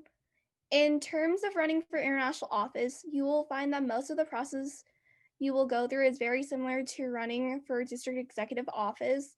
Along with all of that information, the forms you will need to complete will be located in the call to convention election packet. Being endorsed means that the PNW district agrees that you're qualified to run for international office. When you go into the international convention and go through caucusing in the House of Delegates, you can use your endorsement to your advantage when campaigning. In order to seek endorsement, you must follow a similar process as if you were to run for a district executive office. This includes submitting the appropriate paperwork, which consists of your candidacy flyers and forms by February 1st, 2021. You also must attend the pre-convention orientation meeting and the candidates orientation meeting at DCON. Both of these meetings will be held virtually.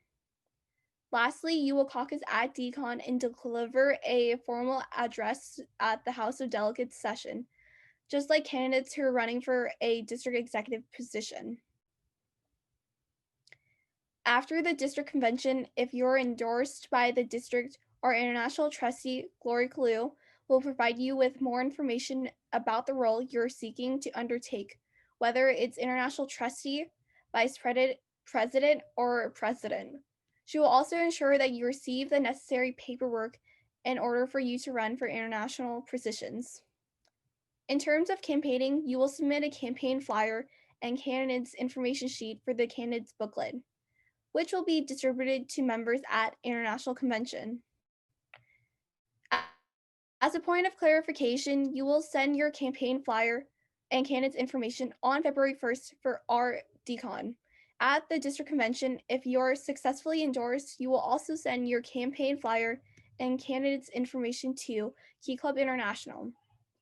You are also allowed to make changes to your campaign flyer before you send it to International. It is important to be aware that candidates for international office are responsible for attending the 2021 International Convention in Orlando, Florida in its entirety at their own expense. Pacific Northwest Key Club will not provide financial aid to prospective attendees, but they can review sponsorship options with nearby Kiwanis clubs, or local businesses. Questions about international office not covered in this webinar should be directed to District Governor Kalia Thornton at governor@pnwkeyclub.org, International Trustee Glory Kalu at glory.kalu@keyclub.org, or International President Alex Dreyos at alex.dreyos@keyclub.org.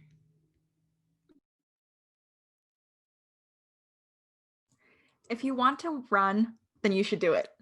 I like to say this really often, and that is the worst that can happen is that you lose. The world doesn't crumble, your life doesn't end, and your decision to run will only impact you in the long run for the better. I know this particular bit of advice will probably run in one ear and straight out the other because that's how it was for me. I remember there was like a day when we like went out to a boba shop with like a really close friend on like a Saturday morning, and they were like holding my hand, and I was like, I can't do this. And they were like, it's gonna be fine. It's not like you're gonna die if you lose or anything. But I really can't express enough how much my time in Key Club has changed my life for the better. What Key Club offers you isn't only limited to professional development, to your leadership. Instead, it offers you the ability to make new connections, take on unfamiliar challenges, and to grow as a person. As really cheesy as it sounds, prepare for the cheese. This is also something I completely disregarded when I was considering to run. Key Club really gives you the space to cultivate new relationships with people and meet new friends that last. To say that some of my closest, bestest friends were people I met in March and are people I've never even had the chance to hug because of COVID, it sounds ridiculous, but it really goes to show how much Key Club can give you a community that does great work and benefits you too. Making the jump to an executive position might seem scary, especially if you're coming from the club level. And I think now is a good time to point out that 3 out of the 4 of us, myself, Tara, and Jess, are all from the club level with various amounts of leadership experience. I believe Tara never served as an officer either. Yeah, she's nodding. I'm correct. I never served a full term. Yeah. Yeah. Being an exec is more about the quality of work that you're willing to put forward, the passion you have for Key Club, and your willingness to contribute and grow for the organization, not about the experience on your resume. Your ambition and your passion is there for a reason, and the fact that you're here at this webinar already says a lot. So don't let your doubts and fears hold you back. With that, we'll move into questions. Thank you so much, Alice. So now at this time, if you have any questions, please be sure to put them in the chat or unmute your microphone to ask them. We do have about 14 minutes left for questions.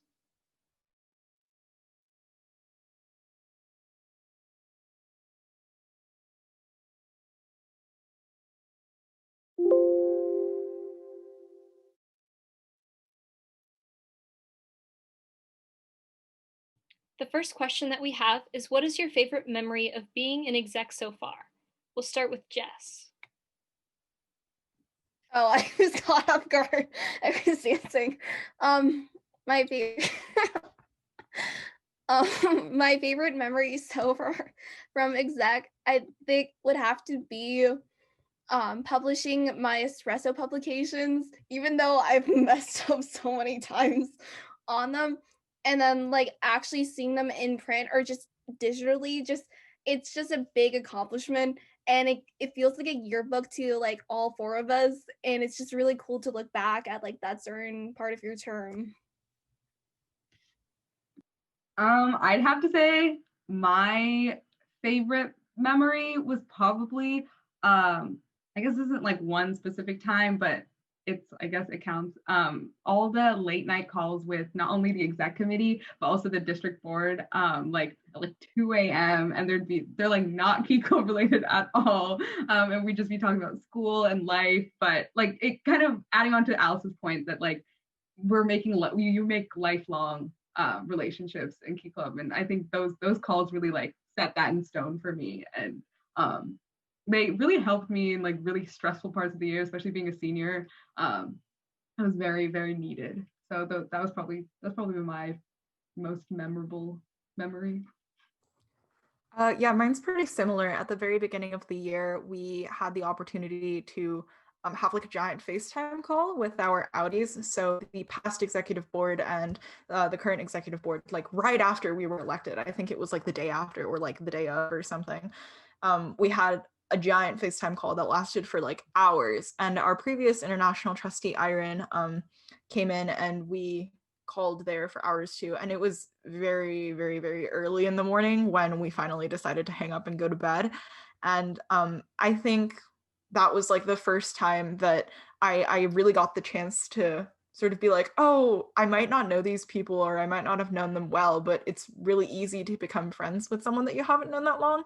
And I think it was just a comforting experience. And calls like that have happened over and over again. I remember Kalia had to give me like a 6-hour pep talk the other day. And, you know, like, I think just being able to have those bonds and create those friends has been my favorite experience. But I think, you know, all the work that we do is also memorable as something that is my favorite, because that feeling of pride when you complete something is unparalleled. Yeah, I'd also like to reiterate all of the different conversations and discussions, Key Club related or not, really solidify the bonds between executive committees, district board, district administrator, and depending on your position, you will talk to a lot of people. You'll talk to the outgoing executive committee at the beginning of the term. You'll always work with your executive committee throughout the year. If governor, you'll have lots of different conversations with lieutenant governors, and especially during evaluations.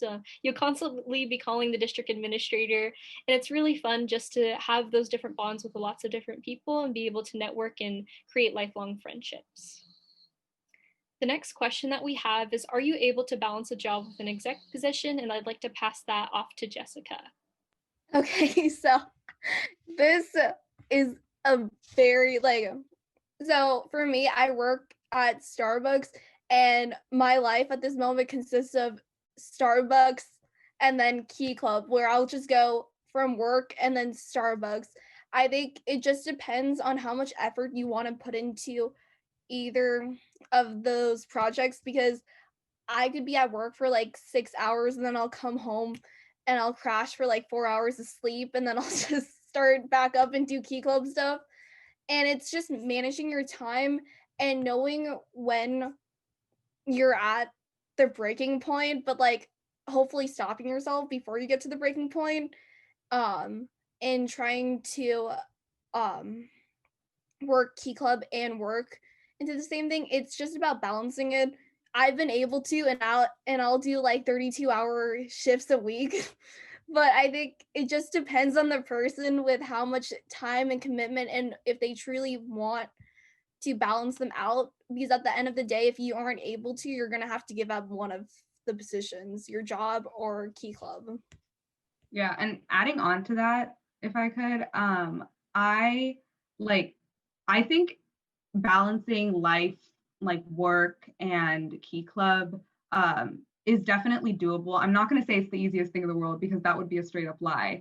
But it's definitely doable if you have the willpower to do it. And you also have to keep in mind that, yes, the rest of the executive committee and the administrators are people that are on your team, but before that, they're human beings and they're not going to always be horrible to you if you're having a personal situation that requires you to need an extra day or that you need a little support with. And they're always going to be willing to give you support and help. And you're always going to have the people on your team and the people surrounding you to give you support. So it's not a journey that you're going to go through alone. And that helps managing your terms so much better. I have one more thing to say about it really quick.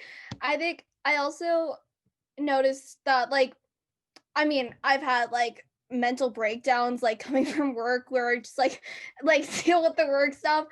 But I would realize after I finished something part of Key Club, it would kind of just tie back into that Key Club is truly important to me and that it is worth having to manage my time and balance out school and work. And I've had to give up a lot of my social freedom or social interactions, but I didn't have any at the beginning. But I think it's so satisfying when you work on a project in Key Club, or I guess as district editor, the espressos or any of the graphics.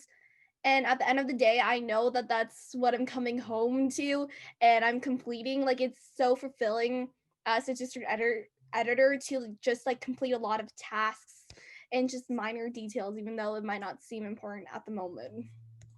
I think like this vein of question comes up a lot.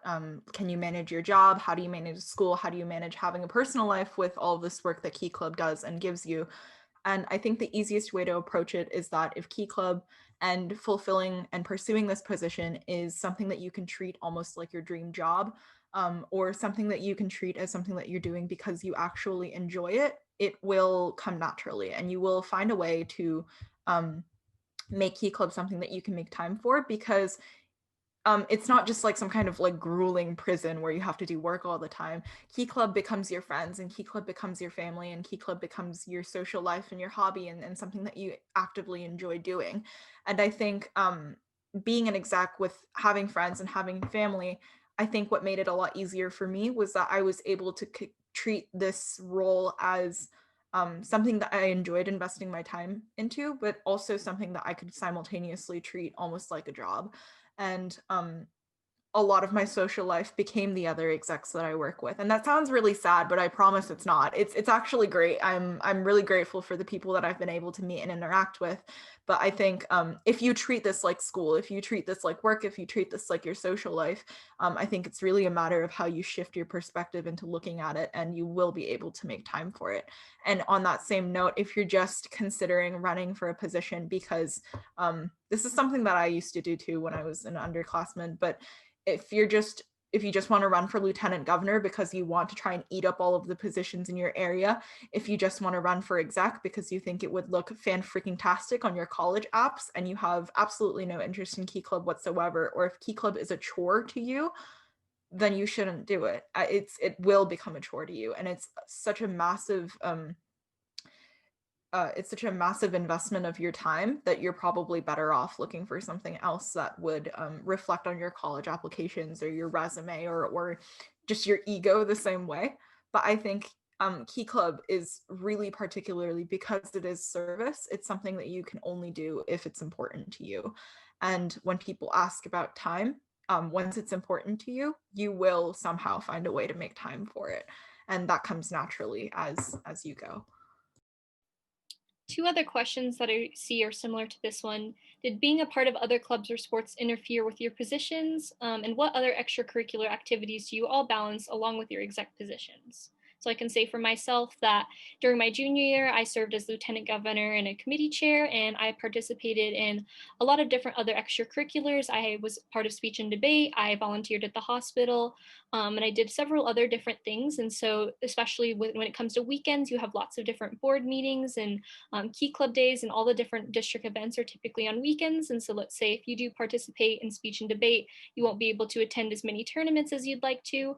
And so I was able to balance that as a lieutenant governor and a committee chair. But this year with the pandemic, a lot of the other extracurriculars actually besides Key Club, I really didn't have much involvement in, just because there wasn't a lot going on. And so I can't say from experience that I've been able to balance that as a governor, just because I haven't had to do that. But I would say when I was considering running for governor, I was definitely prepared to prioritize Key Club over all other extracurriculars, and Key Club was my number one. And so that's something definitely to consider. Yeah, on a similar note, just as your job, Tara has a lot of other things too. My sophomore year, which was last year, before I ran for district secretary, I competed in speech and debate. I was also in a choir and in band. I did a lot of miscellaneous clubs and things at school. Right now, after being elected as district secretary, I think this is really my main job. I take a lot of difficult classes in school, though, which takes up a lot of time. I write as a columnist for a magazine, but it's not as time consuming, and I do it kind of on and off. I'm also part of a climate organization and the president of a club at my school, but I have had to just stop competing in speech and debate. I was also in speech and debate my sophomore year, but I've just kind of had to stop competing in order to make the time to go to board meetings, in order to make the time to do all of this extra work that I have. So I think it really matters with what is your favorite, what are you willing to do, and what are you willing to give up, because I don't regret having an incredibly busy schedule or having to put other things off because of Key Club, because this was my number one, and this is what I really love doing. So I think it's just up to the person. Yeah, and to add on to that, my situation was also quite similar to Alice's, where I did a lot of stuff last year, and this year I've had to cut back a little. And I definitely still am involved in other organizations. I run a youth service board. I also am involved in the same climate organization as Alice, but the Washington chapter. I and like stuff like that, and I dance and stuff like that. But it's definitely you can't expect to hold like 18 different leadership positions and be in like 20 different clubs and still be an effective officer. You have to be willing to prioritize and understand that when you're going into a position like being an executive officer that requires such heavy responsibility, that you have to be willing to put that at the top of your list, and that has to take priority. And if that means letting go of other commitments, then you have to be willing to do that. And you can't just expect to be an officer and also be the president of DECA or the president of your school's green team and stuff like that, and still be able to effectively manage all of the work and your school's classes, because it's just unrealistic. For me, I guess you could say in my freshman year, I tried out like color guard, I tried out drama club, I tried out like almost anything I could try out under the sun just so I could get my like picture in the yearbook a lot. And then in sophomore year, I went for a publicity and promotions officer. So it was like exactly what the editor was, but an executive council for my ASB at my school, which is the Associated Student Body. And I was also club editor at that time / webmaster. And I went to DCON and I had like an out of body experience. I was like, oh my gosh, I like am gonna manifest that I'm gonna be editor. And so during that time, I actually was going to move to Colorado maybe. And so I didn't run my junior year. But but it was really good that I didn't run for anything, because I used the whole year last year to kind of just plan and jot down what I want to do. And I took some time out to understand exactly what I wanted and what my goals would be to accomplish as district editor. And then this year comes around, I'm editor, and then I have a job now, and then I am a vice president of another volunteer group. And I don't think that would have happened if I didn't just put in the effort and kind of just set myself with like tunnel vision on what I wanted. I think you guys just have to be a go-getter, and a lot of stuff in life is not gonna just kind of fall in your lap or like will be expected. Like I didn't expect I was gonna run for editor until I went to DCON, and then it just kind of hit me like a wall, and I was like, oh my gosh, I need this. Like I think this is perfect. And from all my other positions that I held, which was like editor, publicity promotions officer, it kind of just built up and kind of like unexpectedly became like a path and was like kind of just leading me as editor. I think you guys just need to kind of take a step back before you decide on any position and see what your stuff in the past has done for you and see where it can lead you. The next question that I see is, what would you say the most stressful task is for you for all officers? And I can start. So I would say the most stressful task that I have to accomplish is completing lieutenant governor evaluations before every board meeting. So I go through and we have a checklist where we monitor the lieutenant governor's performance each month, and then we put that into an evaluation for the lieutenant governor. And then after that, you have a call with them regarding their evaluation, and I think it just takes up a lot of time, but in the end, it's worth it because you're able to have a direct connection with those lieutenant governors. I'll go next. I don't know if you guys know this or if this is evident, but I am the youngest out of the 4 of the execs, and I don't know if it's by that or because of just by nature of who I am kind of the most timid out of the 4 of us. I'm also the most extroverted, but I'm very timid. And I think individual one-to-one conversations with people, into individual like one-to-one relationships with people, and having to, call and email people individually all the time, or get to know large groups of people personally is something that scared me a lot and was difficult for me. And I think phone calls are still kind of scary for me a lot of the time because I am so timid. And that was, I think, the biggest challenge that I had to overcome. I know that was the biggest worry that I had as well. When I was running for district secretary, I was like, oh, I'm going to have to work with this group of 3 other people and adults, and I'm going to have to get along with this person that I don't know, who lives all the way out there in Coeur d'Alene, who I've never met before, who is completely different from me. And that was really scary because I think just the relationships that you go through and like have to build when you're working in Key Club, especially as district secretary, who is such a largely communicative position. I think that was a challenge. I think also because I'm the type of person that is kind of a passion worker. I'm the kind of person that works in very big bursts at a time. I'm not like a slow and steady work all days of the week type person. I'm really feeling it on Monday and I blast like 4 weeks of stuff out at once type of person. And I think regulating that and using it to my advantage, but also learning how to compartmentalize and how to break things up and how to do things over long periods of time was something that was initially pretty challenging for me, and something that continues to be a challenge that I like continue to work at and take into account when I do things. I'd have to say my most stressful task was probably deciding on the recipients for the pinwalks this year, just because you as a treasurer and the pinwalk committee have the responsibility of determining relatively the success of a service project and inherently whatever community that project is affecting. And because of that, it was a lot of pressure because there's like so many applicants and so many wonderful applications to service projects, but you can only select a couple because we have a restricted amount that we can give out. And so you have to make sure, so you're picking which are the best projects, and there's a lot of things that go into it. And then like there's conflicts that arise because some people think there's that one project deserves it more than the other, and like being able to balance those conflicts and all that entire process was probably the most stressful task throughout my term. I think for me was just finding my identity and voice throughout this whole year. I have held like leadership positions, but again, my past doesn't really reflect who I am now, and I've never really had to speak out on certain situations or events, and it just really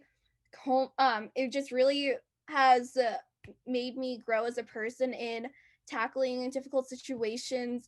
And then in the standpoint of identity, like I've never been pressured ever when I do like an art project to actually complete it, because I would just leave it hanging in art class and I'll just be like, that's good, like and she'll just give me an A+. But with Key Club, like, and as editor, I had an obligation to finish up my tasks and art, and it's been challenging for me because I would just see like past editors and just look and be like, oh my gosh, like Julie's is like the best. Like I don't know how to surpass her like espresso or her style. And I think it's been difficult for me, like the imposter syndrome, but I think having the support of the other executives has helped me so much. And then also reaching out to my outies, like the past executive editors, and kind of overcoming my fear of am I going to bother them, or are they going to hate me?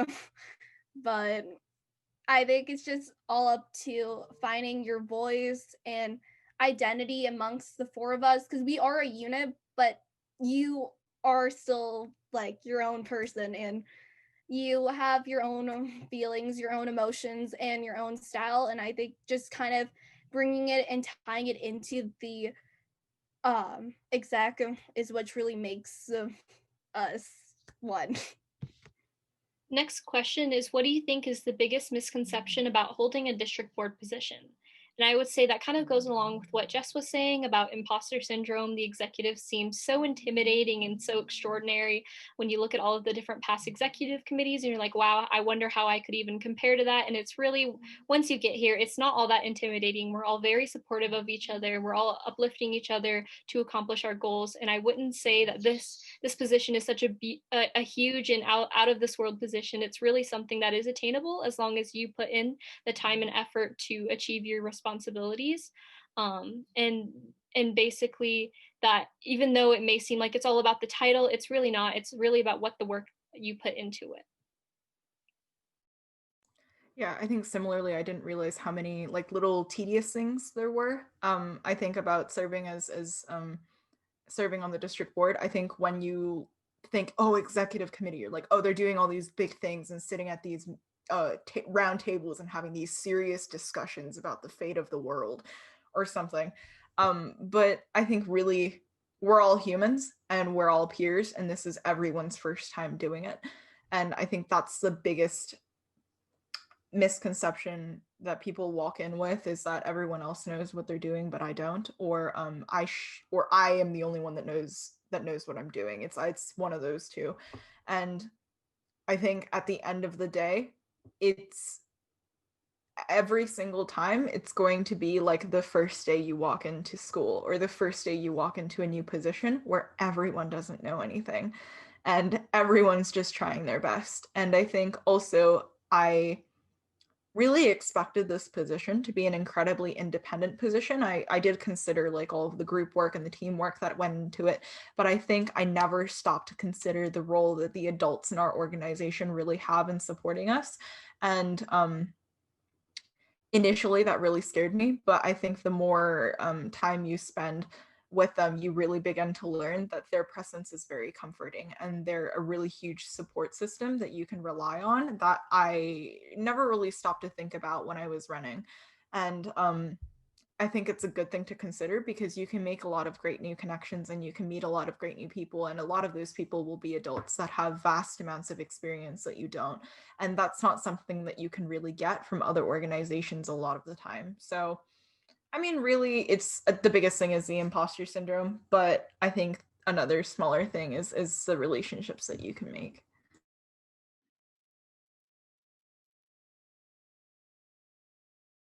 Moving I on. guess to just quickly add on to that, I think one of my biggest like personal misconceptions was that coming from the club level, I thought that because I hadn't held office at the district level before, that I would be an incompetent officer. And I feel like this is something from other district officers and executive officers I've spoken to, this is something that was shared, like a shared misconception. And the idea that you won't be a strong leader just because you haven't had experience within the organization at a higher level before it proved to be quite false. And I think this is due to what Alice was talking about before, that everyone is new to this and everyone's learning, and that you're constantly going to be approaching new tasks and working with new people, and that you're not alone in that journey and that everyone else is also growing with you. But being able to understand that you aren't lesser of just because of your prior experience is something that honestly took me a while to get my head around. But I think it's really important that you don't go into running for office with the mindset that you might not be a good officer just because of your prior experience within the organization.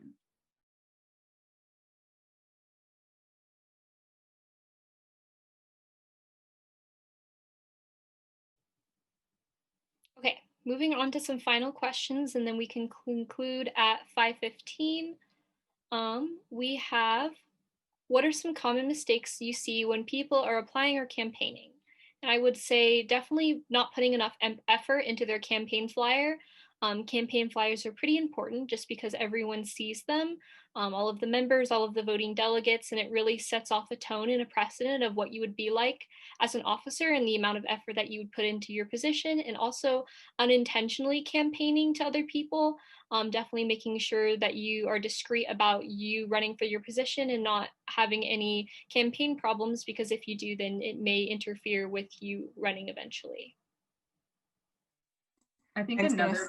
Oh, go for it, Alice. I thought we were going one earlier. Mine's gonna sound really mean, and it might also sound really contradictory, but talking too much about yourself, or talking too much about yourself in your speech or in your campaign flyer.